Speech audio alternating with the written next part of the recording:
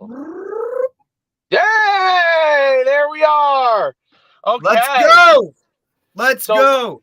We officially switched roles today. I'm Coach D, and Coach D is Coach Schuman. So, so it's good. He's in charge, and I got to follow his lead there. We finally got it all worked out today. God help the world. Listen, we make it work no matter what, buddy. It is what it is, right? Like, it's all good. Here we go. We're ready to go. We got a great guest on today. Excited to have Coach. I'm excited. Switching roles. You're giving me we got a little bit of something different going on today. Yeah, absolutely. Well, Coach has obviously been at Iona Prep for a little while now. Built it from a school that was a good New York football program to where they're playing national powers. Amazing. And they're winning a lot of those games, and they're competing at a really, really high level. He's got he's some big one name of prospects on the roster, right? Bunch of big name prospects on the roster that they've had, and we'll talk about that. I mean, he's done such a good job. I think he lost one of them at one point to IMG or something. So that's how you know you're doing a good job when you Absolutely. If they're coming to take your kids, like, that's what's working. So, all right. Yeah. Without further ado, Coach Spagnolo. What's up, guys? Thanks for having me. Coach, appreciate you taking the time, buddy. Am I right about that? You're getting so good that the guys are coming and trying to get your guys. You know what I mean? That's a sore topic. I'm sure it is a very. Coach, we figured we'd throw salt on it right away to get you really fired up to go. I didn't mean to throw salt on it. I didn't mean to throw. I meant it as a compliment to what you're doing but yes, I would be salty too. Believe me. Hey, listen, we dealt with it, right? We did it. We had it. Yeah. We had it happen to us in August of one season. And it's like, hey, kind of part of it. But listen, Coach, again, we did a little intro for you or whatever, but just, kind of give us your background a little bit as to, growing up, playing career, coaching career, kind of where you got to where you are now. Yeah, I mean, I'm actually an Iona Prep alum. I graduated from school back in '98. I was a multi-sport athlete there. Iona really was a big foundation, big part of my life growing up. Went on and played college football at Siena College and then at Bryant University. It's actually the first quarterback to graduate from Bryant University in 2002, actually 2002. Yeah, and I bet you can't look at campus now and it's like, wow. It's a different place. It's actually called University College back then. Yes, sir. I went out of school. I wanted to be a college coach. Unfortunately, my parents got sick when I was in high school / transition to college. Came home, kind of took care of them. Was dying to get back into football. Was able to do it at the high school level. Coach O'Donnell at Stepinac gave me my first opportunity as the offense coordinator there as a 24-year-old.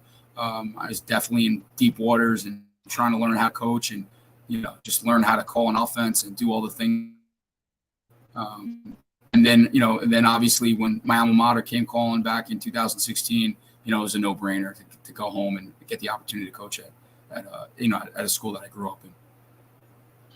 It's amazing what you've done. I think 7-8 years you've been there now as the head coach. Since 16. So yep.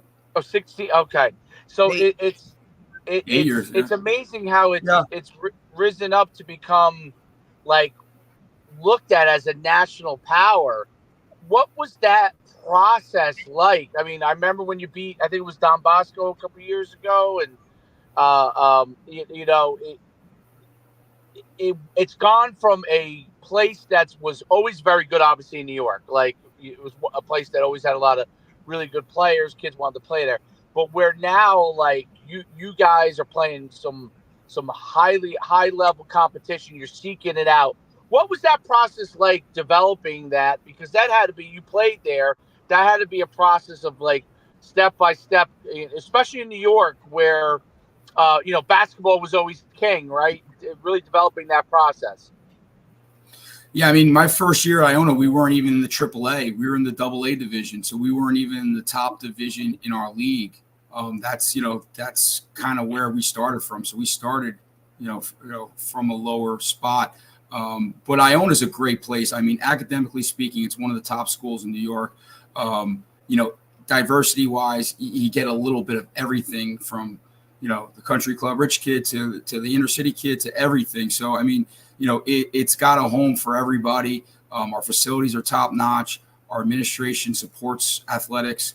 It checks a lot of boxes for a lot of kids.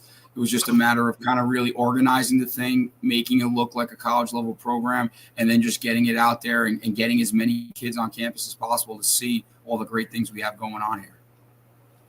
Now, having been up in that area, is Iona Prep right near where Iona is? Is that where is it? It's about 3 to 5. It's about 5 miles away. Got it. It's in the same city. They're both in New Rochelle, but the campuses are about probably a 10-minute drive from each other. They're not on top of each other, but they are. We are associated with the university and everything as far as that goes. It's a really, really. We were up there in that area. What were we up there for, Derek? For 7-on-7? Yeah, we had a tournament. We played at New Rochelle High School. Yeah, that's a great area up there. What a great area. We drove around Iona, obviously, and then I now that I'm thinking about it, I know exactly where Iona Prep was. They drove around after like New Rochelle. I hadn't been there in a long time, and it's amazing what that area is, and how it's grown. I hadn't been there in like maybe 20 years, so it's amazing how that area has grown tremendously. And it is a mix. I think which really allows you to have great diversity on your football team, meaning like you have rich kids, poor kids, kids of multiple ethnicities. What I think of as football being, you know what I mean? And you're literally a melting pot of everything under the sun. Geographically, too, we're 20 minutes from New York City. Absolutely. You got the City city right there. You got Connecticut's right there. Right there. You're right near Connecticut. So you got a lot of different pots to pick from, and it helps us with recruiting, college recruiting too, because 100% can hit us and then go over the GW, or they can hit New York City, or they can hit the New England preps and then come down. We get a lot of exposure because of our central location, so that helps. I really think that makes life a little easier for us. Right, and also and you think about it too, like as a national scheduled team now, that draw, who wouldn't want to come play you, right? Compete at a high level, and then look. Hey guys, New York City's right here. Or, you know what I'm saying? Like you have that kind of draw. Because look, when you're a national, like to get a West Coast team or a Florida team, like those guys, like when they travel, they want to add to that process, right? So, hey man, you come play us. Like, look, dude, Statue of Liberty, like, New York City, like all kind of in that same thing. I knew like when I was at Bosco, that was always kind of one of those things like that. Hey, Mission Viejo's coming in, but, we set up a trip for them to go and see this or whatever. So I think that also adds to your, the whole appeal of the program itself. Yeah, I agree with that. I think, unfortunately, or fortunately, however you look at it, high school football world's gotten smaller. And there's not a ton of teams to play when you get to a certain level. So the appeal is nice. having opportunities to go do team building things are great. But what usually ends up happening, it's like, I can't fill a game this week. You can't fill a game this week. Let's do a home and home, or let's try to figure it out, or and that's what usually ends up happening with our non-league games. It's gotten difficult to fill them. Absolutely. It's like a great problem to have, right? Like I'm not playing those guys.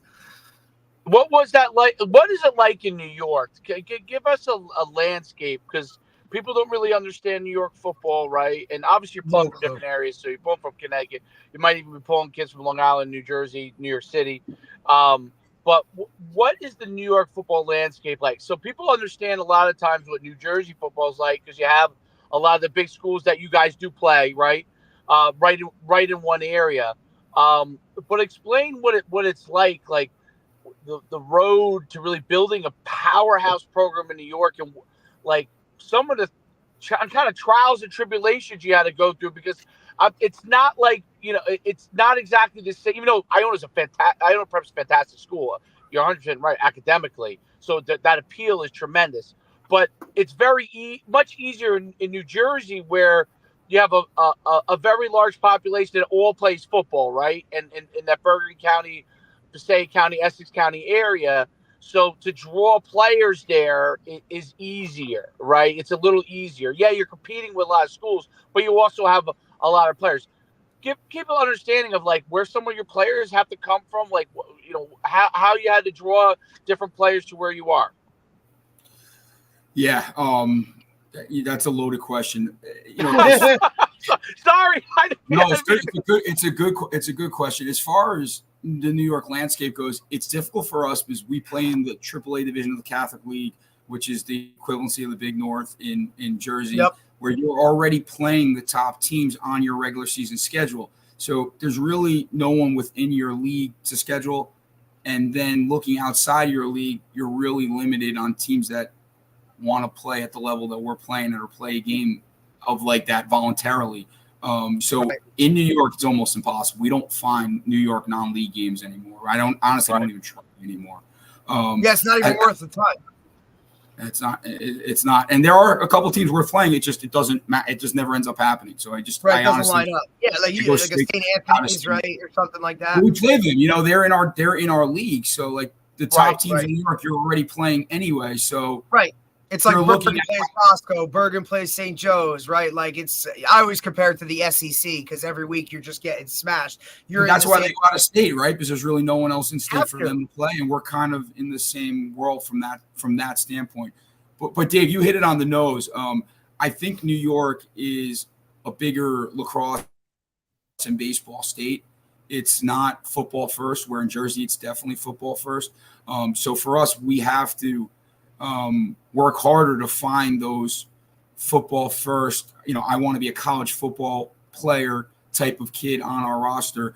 Sometimes it happens just by organically. You'll have a kid that comes in for other sports and then up realizing that football is their ticket.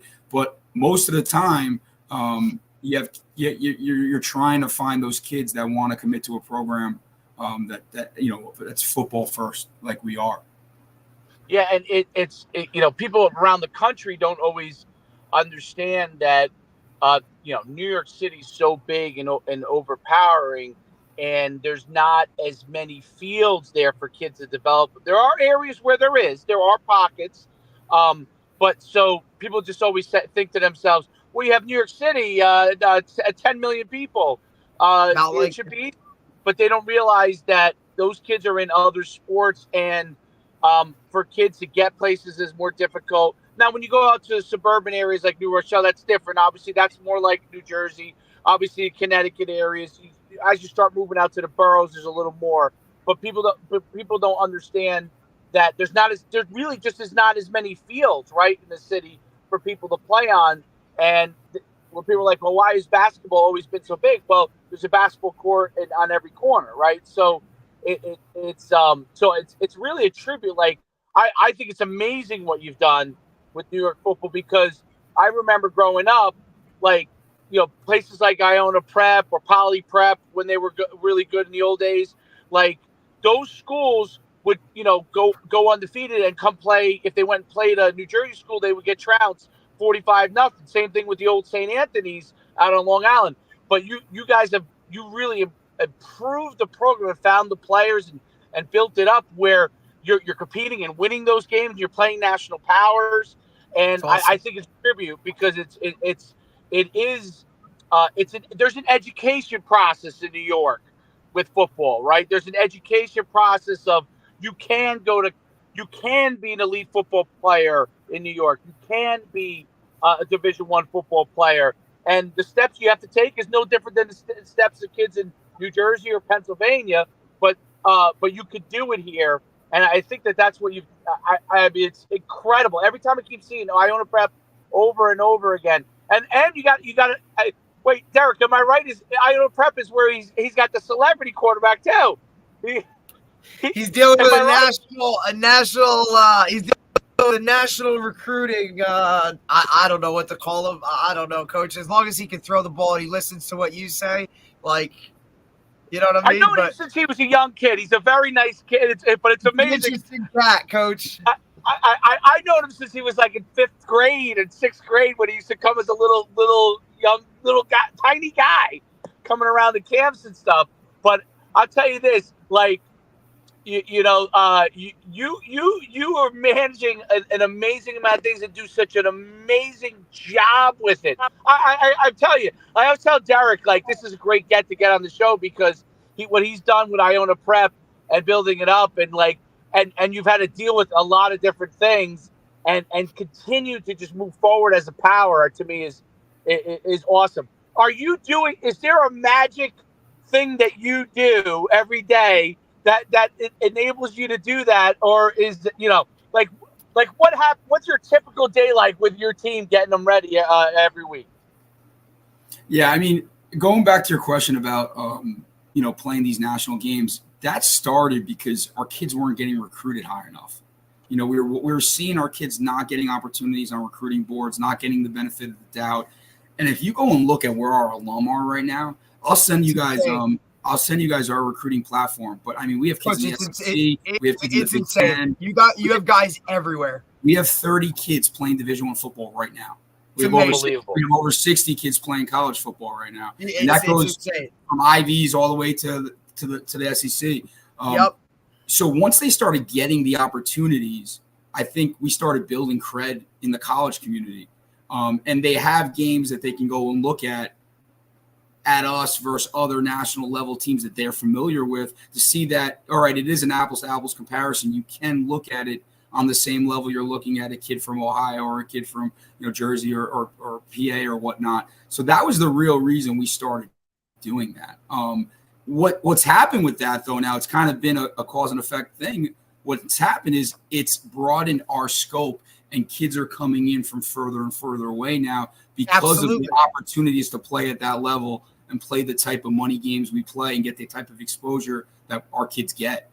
Absolutely. There's so much more to this now than just the X's and the O's and all that other kind of stuff. Like, and every mom and dad, that's all that's what they're concerned about, right? Like, what are you going to do for my kid? How are you going to put him in the right position to get to that next level? And look, you made the slow transition. Like you said, you weren't even in the top level of your own division when you started. So slowly, little by little, right, you build it. It's a process. You have to trust it. But it also has to be all in alignment, from the principal to the higher ups, the admin. They all have to buy into what you're working with. And on top of it, now you have to adapt to this new world that we're living in with NIL and, and the transfer portal stuff and all of this other kind of stuff that, you have to so heavily recruit your own roster. Maybe not so much in your area because there's not as many, right? Like when I think of the Big North, you think of like those schools are on top of each other, right? Like within, 45 miles, draw a circle, you have every Big North power that are just kind of buying for the same kids. Might be a benefit to you now that you're pulling from, different areas, but how do you kind of go about that, managing your own roster now, Coach, in this new world of what we're living in? Yeah, Derek, great timing on this question because this is the time of year where kids jump. So this is where retention is the most important right now. Yep. From our standpoint, we kind of laugh at the college guys because it's like, welcome to our world. We've been dealing with this for 100 years. In our world, we have the local public school kid that can go back and be a 3-sport star and, play both ways and, drive the team bus and do everything. You have the kid that doesn't get offers early enough that wants to reclass. You get the kid that doesn't think he's getting utilized the right way, or he's the odd man out, or he's a step from the field or whatever. So you're dealing with all that every single year at a school like Iona. We're big on the retention deal. We try to make sure every guy on our roster that has a realistic chance of playing knows their role, knows the opportunities they're going to get. And knows that we're going to help get them recruited at the level they belong at as well. So, it's a constant communication deal. It's talking to parents. You always start with the player, right? You start with student athlete. You make sure they're okay. If they're okay with things, then you kind of stops there. But if you feel any hesitation there, you got to get mom and dad on the phone and really start, looking into this and see where the problem lies, and then see if there's, reasonable solutions. See if there's ways to help a kid make this work more for him. And you got to be flexible nowadays, and you got to be a player's coach, and you got to be there for your kids. They got to have your cell phone. They got to have you on speed dial. It's an everyday job. There's not a day that goes by that I don't talk to multiple kids on my team. Not a single day, like literally not a single day. And you're starting to see that, right? Like, and Dave and I have seen it, right? This high school football coaching is now a 365-day, 24 hours a day job, right? And look, we all know this. Like, you don't get into coaching in high school for the money, brother. Like, we ain't doing this for that. That's for damn sure. For the most times, we're making personal sacrifices, right? Putting some of these kids before our own families. And, because that's just, that's what we do. It's what we've signed up for. But it's also about, like you said, the adapting to this modern era that we're dealing with. You have to worry about that sophomore that's going to be your starter in 2 years. But because he's not playing right now, like maybe he goes and jumps. So, hey, how do I get him on the field some way, shape, or form? Can I get him a package? Can I put him on special teams? And then, why am I playing special teams? Well, buddy, listen, when you get to college, this can help you do this, right? Like all of that stuff. And I really feel like this, and this is a big point too, that I always tell Dave too, like your assistants now are such a big piece to the puzzle. Right? You need to hire assistants that can handle things more than just go coach individual for 15 minutes. Absolutely not. Like they need to know their players inside and out, coach. Talk about that because that's something that we've seen, right, Dave? Like we've seen now, like some head coaches in Jersey. I mean, you're talking like Middletown South, like Antonucci, this like staple in this program, right? Like guys that have been coaching for like 30 years that are now stepping away, right? So just talk about that a little bit, coach, with the time stuff that goes along with being a head coach. And then obviously like your assistants, how do you handle that? Yeah. So we've been lucky enough to build serious infrastructure at Iona. We have a full-time strength and conditioning coach that's there from 8 to 8.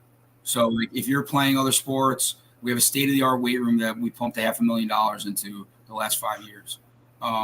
We have a speed coach that's second to none. He trains, he doubles as one of our track coaches. He only deals with the sprinters and the jumpers, which is primarily my skill guys. There you go, Dave. Track guys, Dave. Our orthopedic company provides us with nutrition presentations and talks to our kids about calorie counting. And, we have a sponsorship with Gatorade where we get the boys protein bars and supplements during season to make sure we're not losing weight. I have 12-man varsity staff. We kind of merged with the New Rochelle coaching staff. We have the legendary Lou DiRienzo as our defensive coordinator, Coach Ray Rice, Coach Courtney Green, one of the winningest coaches in Section 1. He brought his top 2 assistants with him. I brought, my core guys on offense with me. So we're a 2-platoon coaching staff with virtual head coaches at every position. I joke now. I don't coach as much anymore. I'm still calling. Oh, hell no. Oh, hell no, coach. You hold all the keys, man. They're doing the X's and game planning, and you're just worried about, like, all right, well, like, what's going on over here? You're dealing with administration. You're dealing with this. Like, I tell that all the time. Head coaches, they don't coach. They really don't coach anymore, man. Like, they don't have the time. Well, a bigger program, like what you've developed, you obviously – you're overseeing the whole thing, and that's you got to make sure everybody's doing what they're doing. I mean, it's smaller programs, it's different, but at Iona Prep, you have the courtcy, like you have the ability. It's great to have a 12-man coaching staff. I'm curious, is it harder to retain assistant coaches than it's been in the past, or has that been pretty stable for you? No, coaching at Iona is like football heaven. I mean, we have football ops. We have an equipment manager. I mean, no one's giving out shoulder pads. We have a guy that Mike DeSanto, who's my right-hand man. He was a youth. He ran a youth organization for 30 years. He's going to be a retired fireman, and we're hopefully going to get him in the school full time. But he runs all my football operations. I think what happens is you get a lot of good coaches that are just sick of dealing with a lot of the nuance, a lot of the tougher things about being a high school coach, and they can come here and just coach great kids, go home and be with their families. I put the fires out. I kind of deal with a lot of the day-to-day issues, and they can really focus on coaching. I make it a joke. It's like, I don't get involved in specials. I don't get involved in defense. I try to score 40 every game. I try not to turn the ball over, and then I manage our program. And, that's what, that's in order what I do in season, and That's it. That's it. Score 40 every game. You're in good shape. Score 40 and we're good, bro. That's it. That's right. Some years it's like that, but we're very lucky what we have on the defense side of the ball. Hopefully, it's just don't turn the ball over. Absolutely. What has it? I don't know the answer to this. So I know New Jersey has you could do NIL, I guess in high school, right? Does New York have that too? Is that they have it as well? So yep. does that? I mean, I guess maybe only your top tier players. Maybe that could be an issue. Is that something that's creeped in at all? And some of the stuff you're doing, I don't know. That's why I'm asking a question. I'm curious. Yeah, it definitely has. I mean, we last week we had an agency at our practice talking to the kids about NIL. One of my best friends is an NIL specialist, Doug Phillips. Look him up. He works with Penn State, BC. NC State, a lot of the major Division I schools. He's come and given lectures on NIL to our student athletes. We probably have had 3 or 4 kids that have had some level of NIL deals coming out of high school. It hasn't hit huge. I mean, obviously, when we had Ellis Robinson, the number 1 player in the country, he was getting approached with it. We've had a couple other guys that have gotten some small things.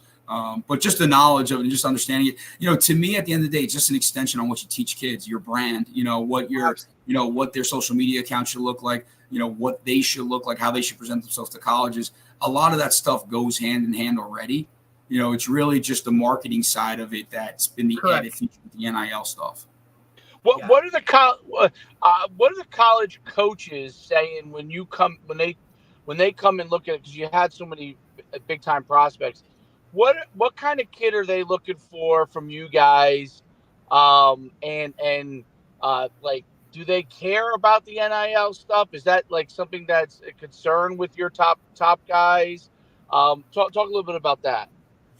Yeah, so I'm seeing in the college landscape, they're getting away from NIL-ing kids out of high school because the window and everything's expedited so quickly. The top kids, yes, but I think the funds are going more towards the retention side on the college level now, and it's creating waves in locker rooms as far as you're bringing in a freshman making more money than the starter and stuff like that. So I think that's gone away for the normal 3-star kid. Once you get into the 5-star kids, they're dealing with it. But even the 4 stars, our tackle's a 4-star guy. There's some NIL stuff being spoken about, but it's not it didn't lead his recruitment, and it wasn't something that came up on a day-to-day basis. So I think it's really going a little bit on the other way with that. As far as college's impressions with us, college recruiting is really hard for us now because unfortunately at the P4 level, it's become position-based. So if you have a 4-star tackle, I met every single tackle. He's a stud, by the way, coach, and a great kid. Thank you. I met every single O-line coach in the FBS level over the last 9 months. But I have a D-end who's a scholarship kid. I have a DB who's a scholarship kid. I have a receiver who's a scholarship kid. Everybody wants an offensive lineman, man. It's a huge market. But it's hard to get those coaches to come in and see those guys because they're position-based recruiting now. So if you don't know coaches on staffs that can get kids on a map and get kids on a board, it's really difficult to get kids recruited at that level. The FCS level are our mom and pop, not mom and pop, that's the wrong word, but our bread and butter schools, they're always going to recruit us and they're always going to see our whole register on what we have. But to get those, powerhouse schools in here without having a kid that's already got accolades and early offers, it's a challenge. It definitely is a challenge nowadays. I think what we do get though is I think when they come and see our kids, their eyes open up and they're like, oh my goodness. You have a 300. Look at it's not just one. They have multiple, and then look, this one's gonna be one, right? So, I mean, and look, it also just get them there. That's my goal in this live period. Get as many coaches on campus, and then they talk. Start talking. Absolutely. So for your for example, your tackle. So you'll have an offensive line coach come in. He's specifically coming in for that player, and 100%. Then. But obviously you have multiple guys. So in order to come back for your other players, you have to reach back out to that same school because the area guy isn't covering it the same way. Talk specifically to say the defensive line coach to get him back. Is that kind of how it works a little more now? Is that what's going on? So right now, it's more important to be a savvy high school football coach than ever because you need to work around the system. Like if you go and tell the O-line coach you have a D-line guy, doesn't probably even talk to the D-line coach or anyone on the defense that often. They don't give a shit. They just got there 3 months ago, right? Like, he's worried about guys aren't drinking beers together. They don't care. He's about they just want their guys to be good. Like, he's about to get on a plane and fly across the country to go meet another tackle. Like, he's not going to help you. You know, what you got to do is you got to nag him and get the D-line coach's cell phone number. You got to nag him and say, do you have any D-line spots open left? You know, you need to do more legwork now to get that other kid an opportunity. So it takes way more work on the high school coach's side of this thing now. I mean, look at it this way. College coaches have access to every single college film in college football. They can recruit the portal very, very easy. To recruit high school football is very, very difficult. What is nature? What's a natural answer? They're going to recruit the portal. You know, so you got to work that much harder to get kids recruited now. It's a job. It's a hard job. You know, we had a kid that transferred in as a junior. His name's Gabe George. He just committed to Navy on Saturday. Kid's 6'5", 260 pounds. He played last year at 230. He's 260 now. He's got an 82-inch wingspan. The kid can dunk a basketball with two hands. He could throw a ball 50 yards. He could probably play tight end and run vertical routes for us. 5 years ago, that kid would have 30 Power 4 offers. Easily. Right now, we bobbed and weaved to get him offers because him coming as a junior was almost too late because of the way these windows close now. So it's hard. It's really, really hard. Football's become a little bit like and they don't give out as many scholarships, but like, you know, they used to say like with baseball players or they had to go to these things a year in advance ahead of time to get their offers by the time they're spring or junior year, because if it went to the summer before their senior year, it didn't matter if they developed because everybody's offers were already out. And football, it seems like, just because when I talk to a lot of different, like if you get to the summer and you're going to be, if you're a 2025, if you're in the summer and you're hoping the camp is what gets you an offer, unless you somehow, showed up at 6'6", right? And even there, they, depending on the position, they may already have a 6'6" guy that has the offer, right? Or is taking it. And I think that's a thing that a lot of parents don't. You uniquely understand. I mean, we haven't talked to a lot of high school coaches, and a lot of college coaches too, that you uniquely understand the landscape. A lot of guys bury their head in the sand on the landscape. Like they just say, like I really don't understand. I'm just going to do it. But I really like how you have like you understand the strategy of it 100%. And you're able to tell your parents, hey, the portal is affecting how many offers you may have, right? That if you were, like you said, this kid was a 30 offer kid 10 years ago, and now he has a handful or a few. A kid who maybe would have had a few is now an FCS kid, right? And talk about how you have to educate your parents directly on this part. Now, you can educate the kids. I actually think the kids are maybe more understanding than the parents on this because they have high expectations. They all watch TV. They all see these guys, getting offers on Twitter, but they don't realize it's the same kids getting offers over and over again. It just keeps getting – it's on everybody's feed. It's on your feed because the way the algorithm works. But talk about how you have to educate the parents, what that process is like. Yeah, we do a recruiting seminar every January. Like once I recharge my battery after the season's over, I get all my parents and all my players in a room in the cafeteria, and we do a big seminar. We tell them, what they should be doing, how they should be marketing themselves, give them timelines on things. The timeline's huge. Dave, you hit the nail on the head. The timeline now, the summer camps are for juniors and sophomores now. If you're if you're looking to get P4 offers, if you're looking for FCS offers, it's wheelhouse. Like if you're looking to be an Ivy League kid, a CAA kid, a Patriot League kid, the summer camps for rising seniors are great. You'll get the validation. You'll get in front of the position coach you need to get in front of. You're good. But if you want to get a P4 offer, you need to have, in my opinion, you need to have verified junior film that's check marked. If you have any question marks about your junior film, even if you have the measurables and you have a lot of things going in your favor, if you don't have D1 junior film, you're not getting D1 offers anymore. That's because why would you go down a road? Why would you go down a road where you're projecting a kid when you can just go in the portal and know what you're getting?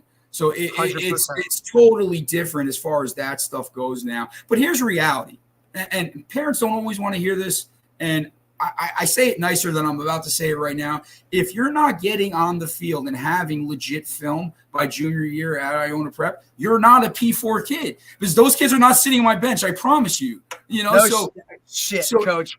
Finally, somebody let it fly. Thank you. So the kids that are really good role players on our team, that are high academic, great kids, they will get recruited off their senior film, and they will get recruited in the summer before their senior year. But guess what? They're not getting a P4 scholarship. They've been crossed off that list a very long time. Now, as far as getting on those boards go from a camp, like, you know, we just had a kid that's 6'5" that went to a bunch of these camps. The problem's this. They go and offer 10 guys at a position that they're taking 3. Then they have 5 other kids that they're about to offer, that they're waiting for guys to say no, and then they're going to offer those guys. You show up at a camp and you're not on either one of those lists. You're like 14th for 3 spots. Good luck, buddy. Like, so you're just sending kids to places where it's not going to end nicely, and it's just you're wasting kids' time and money, and the risk reward of kids getting injured, it really doesn't make sense. My kids don't go to camp unless I talk to a position coach that I know is going to be there, that they're legitimately on their board. If they're not on the board, I'm not sending them there. You know, so, you know, it's just – And Coach, like, that's the difference, though, right? Is like you will now go out of your way, or not go out of your way. Like, you'll do your job at a high level, like it's expected to be, at a program like you, and you'll reach out and say, look, my kid's not, like, where is my kid on your board? Is he like, am I sending him to you for a legit reason, or am I sending him to you so you can get 120 in your pocket? Like, let's have this conversation. Let's be real. Oh, you know, Coach, well, you know, he's kind of like 8. We're only taking 4. All right. Thank you, Coach. I respect it, but my boy's not going to be there. He's got other things to do. That's what I think separates coaches nowadays, that extra bit of, hey, I'm going to make that phone call. So now we're not just like sending these kids places and it's like, no, now you have mom and dad coming back going, Coach, why did we go to this camp? Like, this coach didn't even talk to the kid. He only got 5 reps. Like, they made him do this, and yet that's not what he does. That part of it, I think, is where you separate yourself, and other coaches can separate themselves now within this process.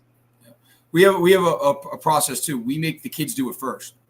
They ask the coach first. Like, Coach, where am I on your board? I'd love to come to your camp, but I want to know if I'm there. And if they sugarcoat them and give them a BS answer, then I'll get on the phone. But there's no need for me to do it first. You guys start the relationship. You guys communicate. And then if you need me to get involved, I'll get involved. I get involved every day. What I will tell you is this. The college coaches have been good. Like, they know what this has become, and they've given us good transparency. And if you navigate it right, you could send kids to the right places and get them the right exposure. You have to earn their trust and that respect from each of those coaches as well, right? Like, you know, like, it works both ways. It works both ways. Absolutely. I love the point you brought up there. It kind of brings a couple of questions I have to mind. So, number one, the first one is, when do you tell your kids that it's time to commit?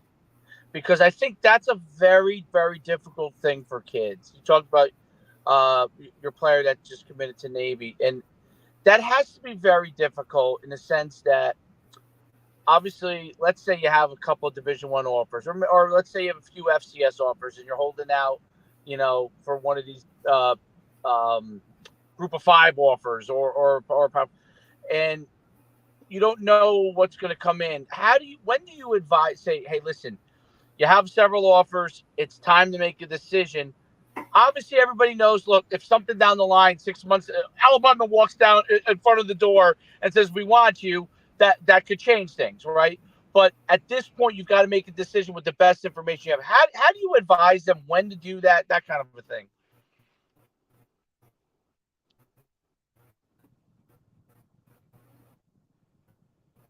Hello? Uh-oh. Do we have a frozen? Am I frozen? Coach? Is Coach? We talked him off, so that he said so much great shit that they took him off. Right. The powers that be said, okay, enough. He's got They're too like, many. he's telling the truth. He's giving away too many secrets. Like, we can't have him on. And the stream yard must the stream yard must end. It's like when I have conversations with Lenny, and we're talking too much about Jesus. All of a sudden, the phone breaks up and we get cut off. They can't. We're talking about Jesus. No, They're listening. They're they must listening. end their conversation immediately. They're listening. Bad juju. It's bad juju. Bad juju. I will say one thing though, like, and we'll figure out kind of what's going on. Like that explanation of and knowing the ins and the outs of this new world that we're talking about, like, absolutely amazing. Let's see. Oh, here he is. We'll remove him from this one and we'll add him back in here. Oh, you're back. Good. Coach, you're good. You're good. Well, we said we said that you're giving away so much great information that the powers that be said no more great information from Coach. We must cut it off. They cut you right off. I said to Derek, I have a friend that we talk a lot about Jesus with, and every time we get too far down the line talking about Jesus, all of a sudden our phone gets cut off, and all of a sudden I said, the powers that be won't let us talk about Jesus anymore. But what was I going to say? So what I was asking was, about committing, and when do you have them make that decision? Yeah. So the landscape's changed. Another great question. It used to be the 4th of July. I used to tell our kids before the 4th of July, if you have full scholarships, you have to commit to one. Because before the college coaches go away, because they always go away 4th of July, let them know on their boards that they got you locked in and you're done. Yep, I'm in.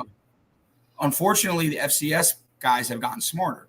They are not offering early now. They're big into their July camps. You go look at Stony Brook. Stony Brook didn't even have a June camp. They're only having July camps, right? A lot of these FCS schools. Fordham is still running another 5 or 6, right? Like, it's just these FCS schools are waiting now. It. They're going the other way now. They're waiting because there's so many good kids that were P4 level kids that are dropping to them that they want to take a step, let the boards play out, and then say, all right, look at all these kids that are still out there. So where I used to like the 4th of July, I have 2 FCS level kids that are not going to commit by the 4th of July because there's 2 or 3 camps in mid-July they have to go to before they make the decision. What I tell our kids is this. When you commit to a level, you cannot decommit and stay on that level. You have to go up. So if you're going to commit, make sure it's the school at that level you want. And if there's another school, talk to that school and ask them, tell them you're about to commit and then move on. Our quarterback a couple years ago, Johnny Shepard, was committed to Old Dominion, and Ricky Ronnie's an unbelievable coach and a great guy. And I would love to see Johnny play for him. But when he got the opportunity to go to Rutgers, coach didn't, blink an eye. He shook his hand, said, good luck. It was, I think, the 3rd time in 3 years he lost a quarterback to a P4 school late. And, that's acceptable in 2024. That's the nature of the beast. But you can't flip from Stony Brook to Albany. Like, that's going to get us. You can't do things like that. So our guys know that and they handle it well. Dave, it is getting tricky though with the FCS level kids. If you have G5 or if you have P4 offers at this point, you're committed. Like our two guys in this class are done. Rowan's going to Clemson, Gabe's going to Navy. And we have a DB, a wide receiver, probably a tight end, and probably another tackle that are going to be scholarship kids. It's just a matter of what's the process. You got to understand it's those schools, somebody fitting in. Maybe it's a positional thing, right? The timeline now is crazy, right? For college coaches too. It's pure freaking insanity. You're getting ready for a bowl game, but the portal's open, and I assist even now with official visits happening in summer. Like, you got a camp going on, but you got official visits going on. You got these guys on campus, right? Like, and you just see how it works. And for your guys, Rowan, great kid. Talked to him a couple of times, right? Just absolute all around, understood the whole process, watched him go from, those first couple offers to see like where he's ended up in his process. Now look, I'm committed to Clemson. I can go now, work out, play my senior year without having that weight on my shoulders, and maybe help some of the other guys on my roster kind of navigate this world in terms of like, hey man, like that happened to me, do this, right? I think that too is really kind of going to aid like your program itself, because you have those guys that have gone through it who can now go talk to their teammates and explain it. Because it's one thing when it comes from us as coaches or from somebody else, but when it comes from the guy that's, sticking his hand in the dirt with you, like now it's a different type of conversation. And I think that only happens, obviously, if you develop the talent and then you also develop the player that you have on your team who's now willing to talk and have those conversations with his teammates, which now I think we've seen, the whole team thing is a little different than what we thought of, like, oh, this is my teammate, right? Now these guys are kind of a little different in that terms. So to have that collectively together, I think that's just, it's just the nature of the beast that what we're dealing with now, right? Without a doubt. I mean, I invite all our alumni back during the live period workouts in May because, one, if they're going to go in the portal, they can go meet coaches that are recruiting our high school kids. So it's a networking opportunity for them. Yep. But it gets all my alumni that are playing college football around my current kids at a time when they need advice the most. So it's just a great networking opportunity to get everybody together. So that's the best tool we have is each other. Mega camps. I'm curious. We had on, who did we have? Coach Carl Reed, who you probably know.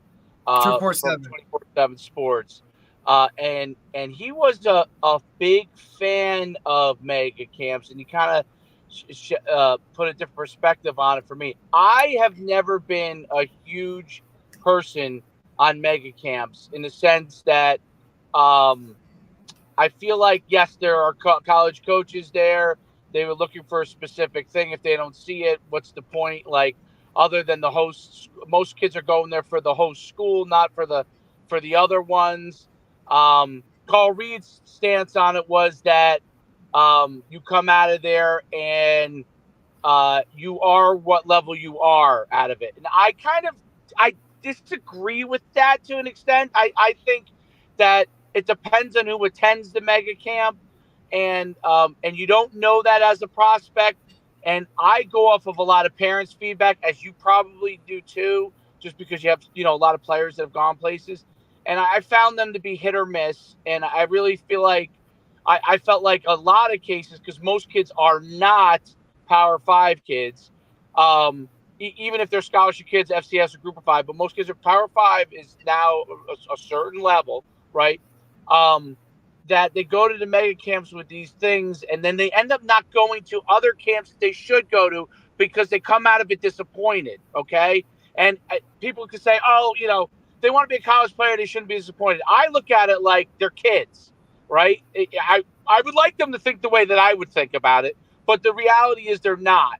And they come out of a mega camp and didn't get the experience, and now maybe they should have gone to a Fordham camp or a Stony Brook camp or a Rutgers camp or a UConn camp, whatever, and just gone to that prospect camp.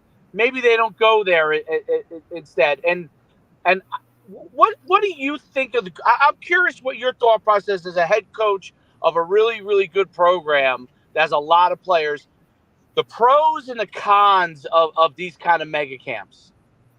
First off, our kids are spoiled as far as our exposure in the spring. There's a coach by the name of Tim Salem. He was at Pitt for a long time. He's now at Georgia Tech. He's a great guy.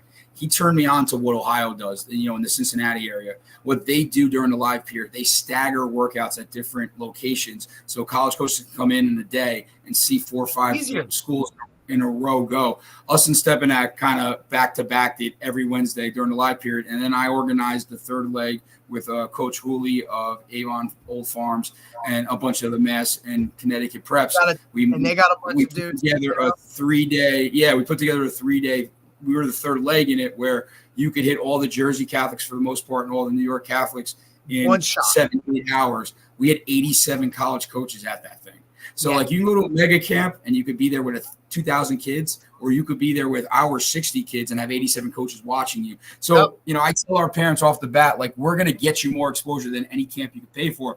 Now, here's where the mega camps are good, right? You do our exposure days, right? The D-line coach at Bucknell is there, but the O-line coach needs a stamp on you, right? The wide receiver coach is there, and you need the DB's coach stamp on you. Well, those guys are at those mega camps. So what our kids do when they decide they want to go to a mega camp, they go and look at what schools have spoken to them during our live period, and then they go and talk to those schools. Hey, is your D-line coach going to be there? No. Right. Oh, yeah, he is. Okay. All right. Now I got 6 D-line coaches at this mega camp that I know are trying to get a live look at me. I'm going there. If not, you are just wasting money. Unless you're 6'6", or unless you're going to run a scorching 40. Or unless you're dropping a 4.4 here, right? Like, your measurables, maybe. Yeah. Or you could throw a ball through a house, right? Like, so one of those 3 things. If you're not doing one of those 3 things and you're going to a camp just to get exposure, you're playing checkers. So our kids use those mega camps opportunities to hit multiple birds with one stone. You go to a place like Rutgers, you could hit probably like 7 FCS schools that are probably recruiting one of our FCS level kids. And they're not going there for Rutgers. We love Rutgers. We want to send more kids to Rutgers. But it's a kid that's not at the Rutgers level. He's going there for 5 or 6 other opportunities that those position coaches couldn't see him during the live period. So I agree with you, Dave. Like, if you're just mom and dad, I'm going to send Johnny to X school this week. Oh, look at all these schools that are going to be here. This is great. Yeah, look at that. This is great. The Bone Camp was great for our guys. The Bone Camp this year was great for our guys. We probably got like 10, 12 offers out of the Bone Camp because that's the best New England camp. Yes. Yeah, so we had probably I've heard that's slowly, steadily has been starting to gain some traction. It sells out. Where it's there. You know what I mean? Where did they host that one? That I heard about. I see a bunch of. Where was it? Springfield College. Oh, okay. Ooh, yeah, nice. I heard a lot of good things about it. I saw a lot of posts about it, and I heard a lot of good things about it.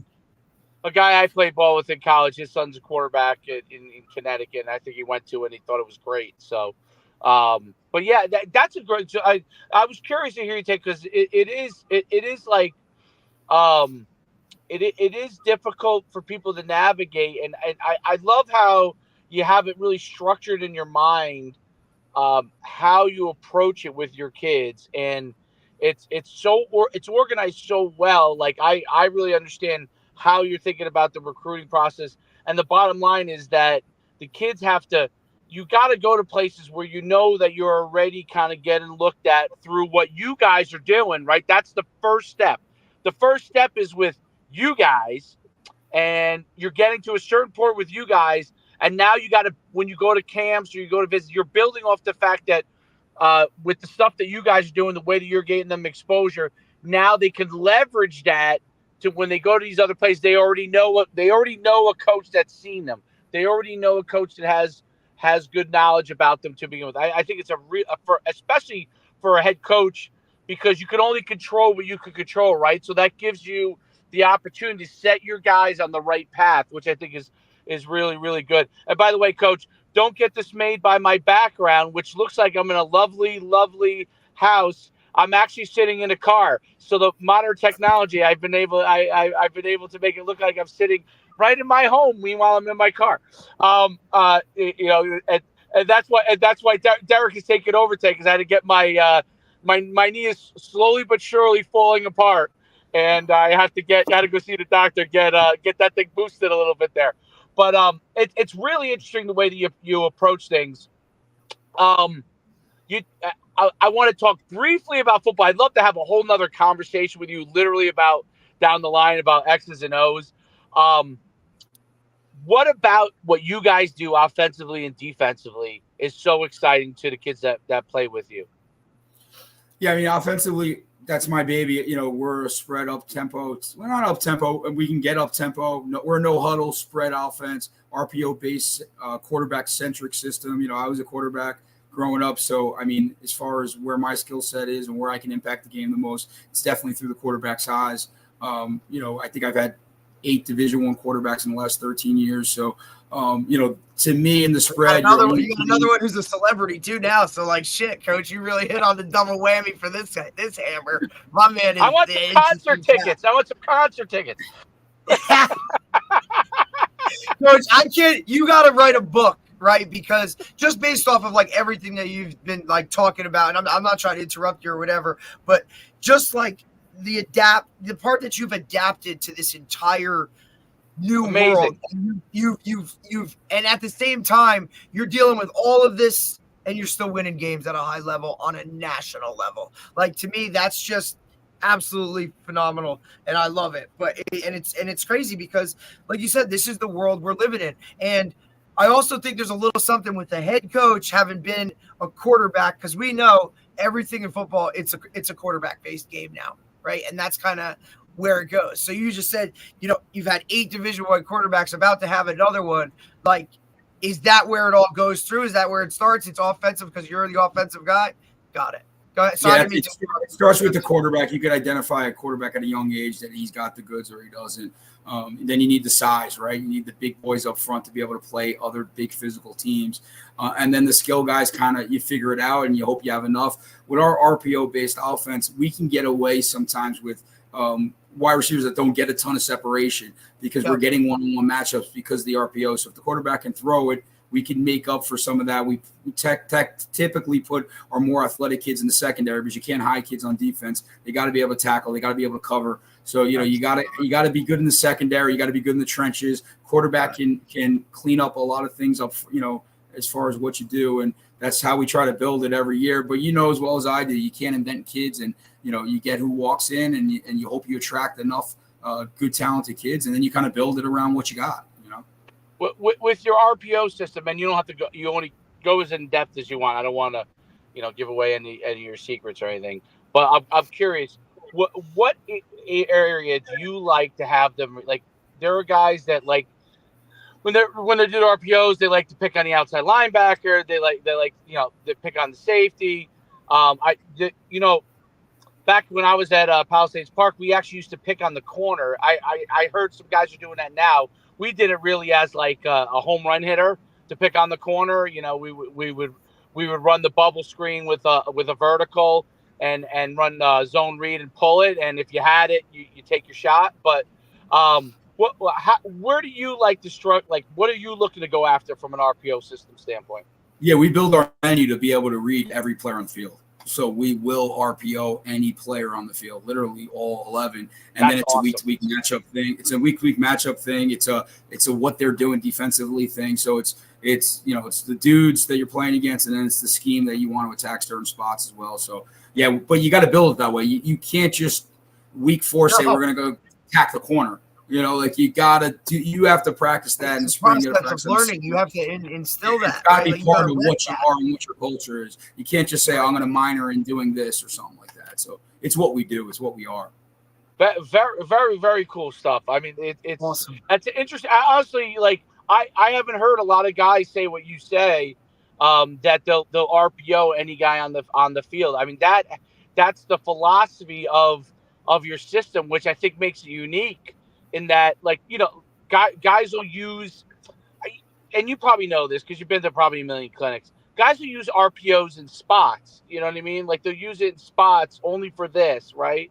The actually making the RPO as your system, I think makes you unique over a lot of other teams because people mostly, from what I've seen, use a lot of RPOs in spots in certain areas, in certain situations, on certain individuals only. And I think that's really interesting. So your quarterback, and obviously you had a lot of guys go on to big time things. What is the kind of makeup of that individual? I get athletically what you want. You know what I mean? Like, you want to have a guy who can run, throw, but what kind of mentality does your quarterback have to have? He's an alpha. He's a guy that wants the ball in his hand every play. He's not a guy that's just going to hand the ball off and not think. He has to think on every play. The biggest adjustment of playing quarterback in our system is the mental fatigue because you don't get those plays off where you're just handing the ball off. Where in youth, you probably just ran ISO 20 times in a row or power, and the quarterback doesn't have to think for extended periods of time. In our system, he's got to think every play. So if he makes a mistake, the next play he's got to come back and get right back and focus and lock back in. And that's something you have to build up in a young quarterback, just like you have to build his own strength, his legs up. So that's the biggest learning curve, I think, for me is just getting those guys every play to be able to refocus and make the next read right, even if the last read wasn't. And do you try to have a quarterback in every class? How do how do you try to do it so you always have that stable of quarterbacks? So if one guy leaves and one guy goes down, the next guy can run the system pretty. Yeah, it never works that way because quarterback dads do not want to be 1 year behind a Division I quarterback. So you can bring a kid in every class, and we have a quarterback walking in the door every year. We need a freshman quarterback, right, for our freshman football team. Is he going to be the next guy or not? That's always the question, and that a lot of times that comes up to how hard the kid works and what his skill set is. But yeah, we'll have 3-4 quarterbacks every year that start the year, and then some guys transfer, some things happen. Their window doesn't open the way that their father anticipated it would, and you get some turnover because of that, unfortunately. But I like to think the time they spend with us, they learn how to play the game at a pretty decent level, and they're going to use those skills somewhere else if they leave us. Right. And that's another thing, too. I think that's amazing, Coach, that you're even just talking about it in that facet. Like, it's obviously a thing, right? Like a quarterback each class, nobody wants to sit anymore, right? Nobody's willing to be that backup and play that role and do all that kind of this stuff. But the fact that you still respect it and you're still coach everybody up and look, man, you're leaving. Okay. It is what it is. It's type of that situation, but use what we've taught you to go be better or go be great wherever you're going, dude. You know what I'm saying? Because at some point you still have this Iona Prep stamp on you, right? Whether you stay, whether you go, like make sure you still conduct yourself the right way. And I think that's something that, like I said, a lot of guys don't want to sit behind that guy. And maybe it's not the right situation, right? Maybe they can go back to their public and light it up and go get that offer that they're looking for or whatever. But I just think to prepare for that next level and life in general, if you have to sit for a year and be that guy, or I just think it creates a better man, a better human, and that's part of the process. But at the same time, you understand, ain't nobody want to sit, right? Like I don't want to do this. I don't want to sit here. I can go play quarterback now and kind of go. So it's definitely a difficult process. There's only one quarterback, right? And Dave, what do you say all the time? There's only one ball. Only one ball, and everybody wants that ball. Including your offensive linemen. they want it just as much. Over the years they just had it beaten out of them, so they just got to stay in the line. But they want that ball too. And if you gave the opportunity Coach, it's been fabulous having you on. I learned a ton. Like, thank you. To me, your perspective on coaching is really, really not just the right perspective, I mean, the way I see it, but also allows you to really adapt to your players. I mean, I think that's the number one thing, going forward, right? You have your system of what you expect of your guys, but you also understand that they're individuals. For years, I always said this to Derek, like, football is a team sport. Everybody has to be for the team, but there's still individuals on that team that you still have to treat like people, right? And that's the key. And I think the coaches that understand that really go to a whole different level to understand that, yes, we want to do everything for the team. Everybody should be a team guy for the team to do the best they can for the team. At the same time that we're trying to get you better individually to help you hopefully get to where you want to get to or be the very best that you can be. You know what I mean? And that's the goal. And you walk away from your experience here that you've been able to get the most out of yourself. And usually what happens is if they get the most out of themselves, usually the team's probably going to be in good shape, right? Because those are the kids that you want in your program that have that desire to be really good. I can't thank you enough for coming. Sorry about the technical difficulties. It's definitely my fault because I had to go to the doctor this morning and get my knee taken care of. But Derek did a great job handling. We had to switch roles a little bit, and it worked out really good. If you ever want to come on and talk, just I say after the season, right? We have clinic time. We'll have you on, talk some X's and O's and stuff that you guys are doing.